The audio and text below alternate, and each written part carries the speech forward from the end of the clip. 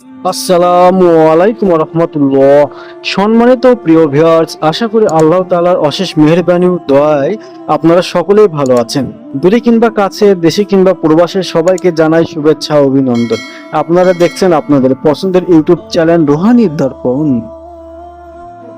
আজকে আমি আপনাদেরকে শেখাবো বশীকরণ কিভাবে কাটতে হয়।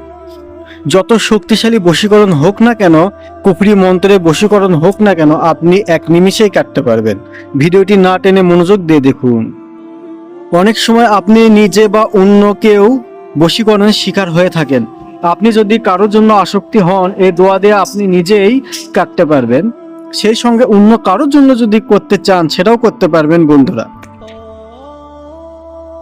আমি যে আমলের কথা বলবো, এই আমলটি করলে শত্রু ধ্বংস হয়ে যাবে, শত্রু আপনার প্রতি বশীভূত হয়ে যাবে বন্ধুরা।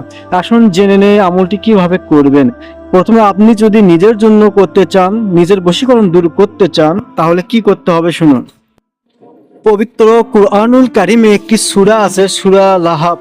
এই সূরাটি আপনাকে 7 দিন আমল করতে হবে। প্রতিদিন 70 বার করে পড়বেন।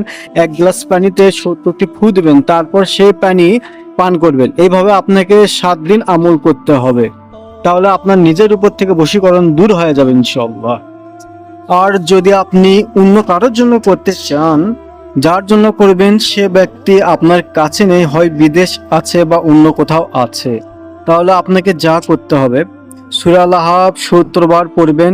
পড়া শেষ হলে তার নাম এবং বাপের নাম নিয়ে সে ব্যক্তির জন্য আল্লাহর কাছে দোয়া করবেন। এইভাবে আপনাকে সেম প্রসেসে আমল করতে হবে। আমি যে নিয়ম বললাম, এই নিয়মে আমল করুন, ইনশাআল্লাহ যত বড় বশীকরণ হোক না কেন দূর হয়ে যাবে। আর আপনি যদি কাউকে বশীকরণ করতে চান, সেই ভিডিও আমার চ্যানেলে আছে, দেখতে পারেন বন্ধুরা।